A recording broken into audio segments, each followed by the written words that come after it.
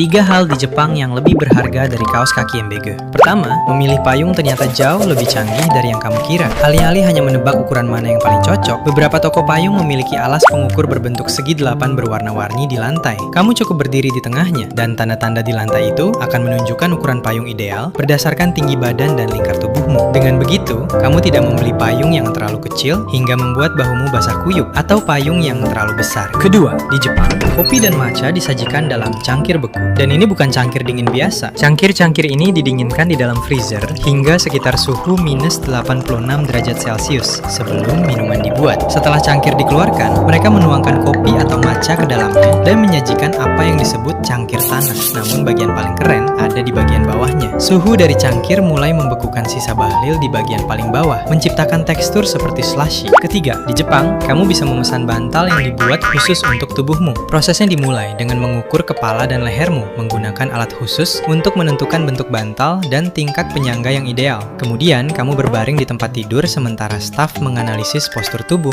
tingkat kenyamanan, titik tekanan, serta bagaimana kepala dan lehermu secara alami beristirahat. Setelah itu, kamu bisa memilih bahan isian bantal yang kamu inginkan, menguji berbagai isian, dan melakukan penyesuaian hingga terasa sempurna. Setelah kamu memutuskan, mereka akan membuat bantal itu tepat di depan matamu, mengisi dan merakitnya sesuai pesananmu.